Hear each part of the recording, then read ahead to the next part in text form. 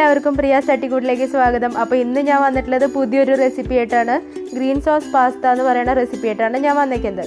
അപ്പോൾ അതിന് വേണ്ട സാധനങ്ങൾ എന്തൊക്കെയാണെന്ന് നോക്കാം.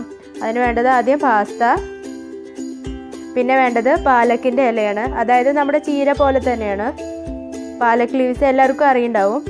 പിന്നെ വെളുത്തുള്ളി, കുരുമുളക് പൊടി, ക്യാബേജ്, പച്ചമുളക്, ക്യാപ്സിക്കം.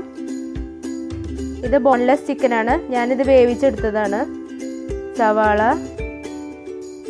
ഒലീവ് ഓയിൽ,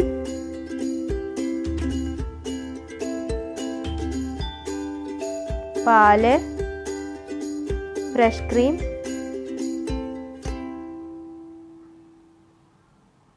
കോൺഫ്ലോർ, ഇത് ചിക്കൻ സ്റ്റോക്ക്, ഞാൻ ഈ ചിക്കൻ വേവിച്ചെടുത്തിട്ടുള്ളതാണ്. പിന്നെ ആവശ്യത്തിന് ഉപ്പ്.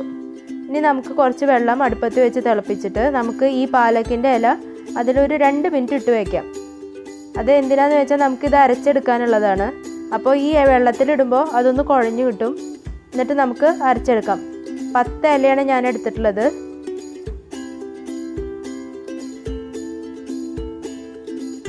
ഇനി നമുക്ക് ഇതിൽ പച്ചമുളക് കൂടി ചേർത്തിട്ട് ഇതൊന്ന് അരച്ചെടുക്കാം. 4 പച്ചമുളകാണ് ഞാനിവിടെ എടുത്തിട്ടുള്ളത്.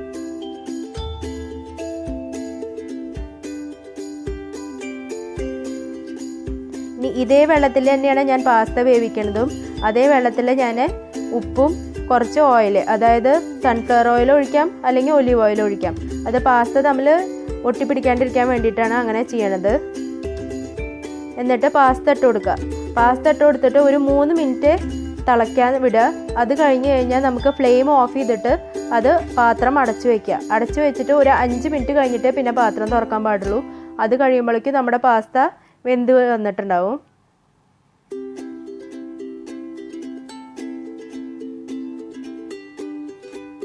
ഇനി നമുക്കിതൊന്ന് അരച്ചെടുക്കാം.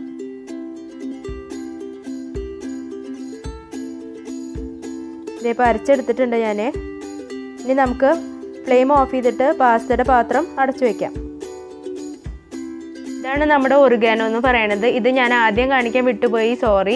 ഇത് നമ്മുടെ ഇറ്റാലിയൻ വിഭവങ്ങൾക്ക് ഇത് മസ്റ്റാണ്. അതായത് നമ്മളിപ്പോൾ പിസ്സ ഉണ്ടാക്കുകയാണെങ്കിലും പാസ്ത ഉണ്ടാക്കുകയാണെങ്കിലും ഒറിഗാനോ ഇടുമ്പോഴാണ് ഇറ്റാലിയൻ ടേസ്റ്റ് നമുക്ക് വരുന്നത്.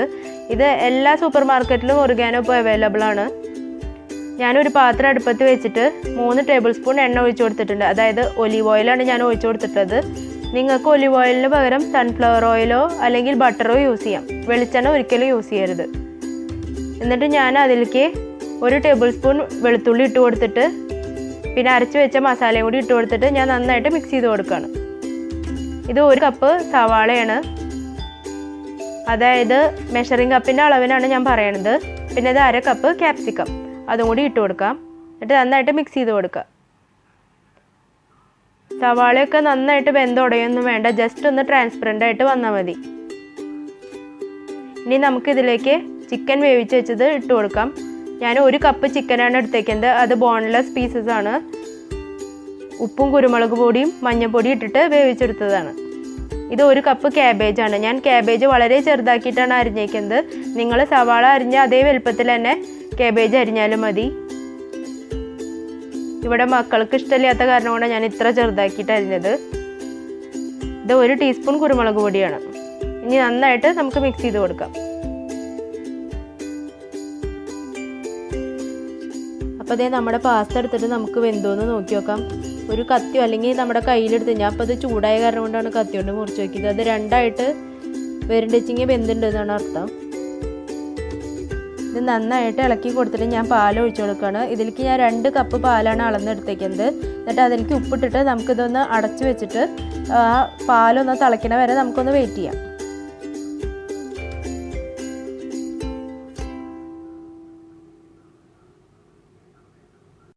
അപ്പോൾ നമുക്ക് പാത്രം തുറന്നിട്ട് നമ്മുടെ പാല് തിളച്ചോന്നൊന്ന് നോക്കി നോക്കാം.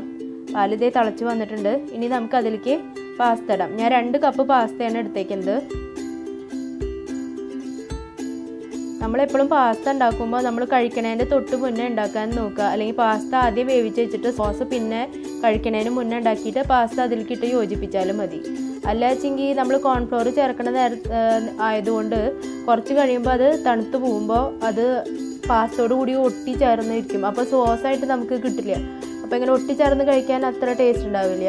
ഈ ഗ്രേവി അതിൻ്റെ ഒപ്പം ആ സോസ് കൂടിയിട്ട് കഴിക്കുമ്പോഴാണ് നല്ല ടേസ്റ്റ് ഉള്ളത്. ഞാൻ ഇപ്പോൾ ഇട്ടുകൊടുത്തത് ഒറിഗാനോ ആണ്. 1 ടീസ്പൂൺ ഒറിഗാനോ ആണ് ഞാൻ ഇട്ടുകൊടുത്തത്. ഇനി ഞാൻ ചിക്കൻ സ്റ്റോക്ക് എടുത്ത് വെച്ചിട്ടുണ്ടായിരുന്നല്ലോ, അതിലേക്ക് ഞാൻ 2.5 ടീസ്പൂൺ കോൺഫ്ലോർ ഇട്ടിട്ട് മിക്സ് ചെയ്ത് കൊടുക്കണം. എന്നിട്ട് ഞാൻ ഈ തിളയ്ക്കുന്ന പാലിലേക്ക് ഒഴിക്കണം. അപ്പോൾ എന്താ ശ്രദ്ധിക്കേണ്ടതെന്ന് വെച്ചിട്ടുണ്ടെങ്കിൽ കോൺഫ്ലോർ ഒഴിക്കുമ്പോൾ നമ്മൾ കണ്ടിന്യൂസ് ആയിട്ട് ഇളക്കിക്കൊണ്ടിരിക്കണം, അല്ലെങ്കിൽ അത് കട്ട പിടിക്കും. ഇനിയിപ്പോൾ നമ്മുടെ സോസ് കുറച്ച് തിക്കായിട്ട് വന്നിട്ടുണ്ട്. ഇനി ഞാൻ അതിലേക്ക് ഫ്രഷ് ക്രീം ഒഴിക്കാൻ പോവാണ്. ഒരു 1/4 കപ്പ് ഫ്രഷ് ക്രീമാണ് ഞാൻ എടുത്തിട്ടുള്ളത്. ഇപ്പോൾ കാണുമ്പോൾ നമുക്ക് ഇത്ര ഗ്രേവി ഉണ്ട്. ഇനി ഇത് തണുത്ത് കഴിഞ്ഞ് കഴിഞ്ഞാൽ ഭയങ്കരമായിട്ട് കട്ടയിട്ട് പോവും അത്. ഇതിപ്പോൾ നമ്മുടെ പാസ്ത റെഡി ആയിട്ടുണ്ട്. എല്ലാവരും ഉണ്ടാക്കി നോക്കണം, ട്രൈ ചെയ്യണം, എന്നോട് വിവരം പറയും വേണം. അപ്പോൾ നമുക്ക് അടുത്ത വീഡിയോയിൽ കാണാം. സബ്സ്ക്രൈബ് ചെയ്യാനും ലൈക്ക് ചെയ്യാനും മറക്കരുത്.